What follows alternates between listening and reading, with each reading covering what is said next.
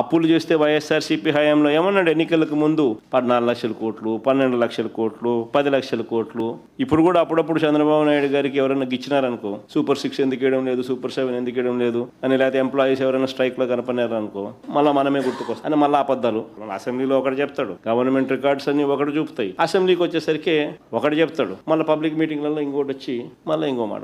Records ఒకటి ఉంటాయి, ఈయన మాటలు ఒకటి ఉంటాయి. చంద్రబాబు నాయుడు గారి హయాంలో ఆల్ కైండ్స్ ఆఫ్ డెట్స్ అంటే public debt, direct government borrowing అయితేనేమి, స్టేట్ గవర్నమెంట్ గ్యారంటీడ్ డెట్ అయితేనేమి, state government debt and state government guaranteed debt అయితేనేమి, non guaranteed liability of state public sectors undertakings కూడా కలుపుకుంటే కూడా చంద్రబాబు నాయుడు గారి ఎక్కే నాటికి 2,57,510 కోట్లుంటే చంద్రబాబు నాయుడు గారు దిగిపోయే నాటికి 3,90,247 కోట్లు. అంటే ఆయన 2,49,350 కోట్లు ఆయన అప్పు చేస్తే compounded annual growth rate 22.63 22.63% compounded annual growth rate ఆయన అప్పు చేసినాడు. అదే వైఎస్ఆర్సీపీ ప్రభుత్వం ఒకసారి గమనించినట్టయితే వైఎస్ఆర్సీపీ ప్రభుత్వంలో 3.32 lakhs 3,32,671 కోట్ల రూపాయల అప్పులు మనం చేసినాం. Compounded annual growth rate 13.57%.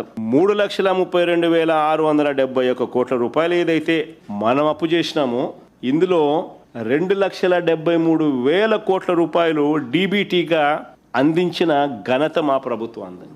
ఎవరికి ఇచ్చినాము అని చెప్పి పేరుతో సహా, ఆధార్ నెంబర్తో సహా, బ్యాంక్ అకౌంట్తో సహా details ఇవ్వగలుగుతాం.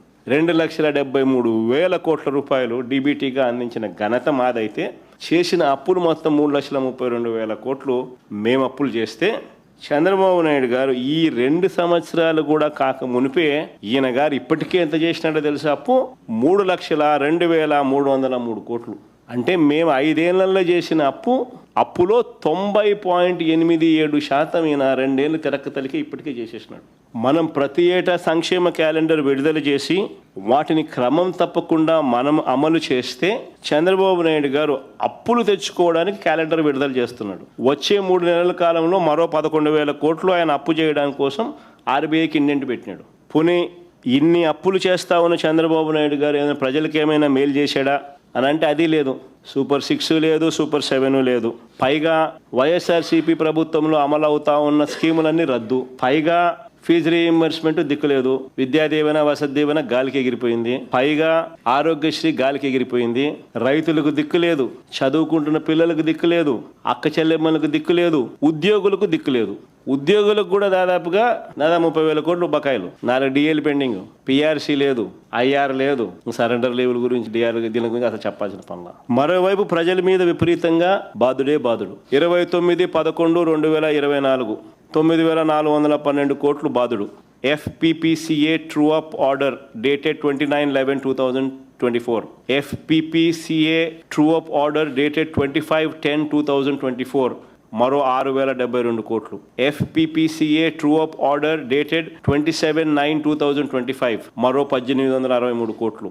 Provisional FPPCA charges during this financial year 0.04 paise per kilowatt hour estimated మరో 2,787 కోట్లు. ఈ 2 ఏళ్ల కాలంలోనే చంద్రబాబు నాయుడు గారు 20,135 కోట్ల రూపాయల ఎలక్ట్రిసిటీ ఛార్జెస్ బాధుడే బాధుడు. రిజిస్ట్రేషన్ ఛార్జీలు 50% పెంచినాడు. భూములు కొనాలంటే షాక్ కొట్టించే పరిస్థితి. గ్రామాల్లో ప్రజలు త్రాగునీటి పైన ఛార్జీలు వసూలు చేస్తూ ఉన్నారు. లేటెస్ట్గా వెహికల్స్ మీద రోడ్ సెస్ అంట. అక్కడేమో జీఎస్టీ తగ్గించింది కేంద్ర ప్రభుత్వం, ఇక్కడ చూస్తే అక్కడ తగ్గింది కాస్త ఈయన రీస్టోర్ చేస్తూ రోడ్ సెస్ అంటున్నాడు. కొత్తగా వెహికల్స్ కొన్నోడు రోడ్ సెస్ కట్టాలంట. అక్కడ తగ్గించింది, ఇక్కడ వీళ్ళు పెంచేసినారు. అన్ని రకాల రోడ్లకు టోల్ గేట్లు పెట్టి వసూలు చేయడం ఒక వడ్డనైతే మరో రూపంలో రోడ్ సెస్ పేరిట వాహనాల మీద వడ్డిస్తూ ఉన్నారు. రాష్ట్రంలో జరుగుతూ ఉంది.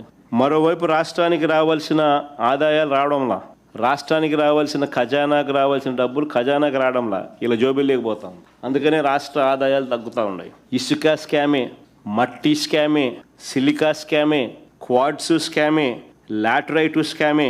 రాష్ట్రంలో పెద్ద ఎత్తున గ్రామంలో కనిపించే విధంగా లిక్కర్ మాఫియా, అధిక ధరలకు పీపీఏలు చేసుకుంటూ స్కాములు, కమిషన్లు.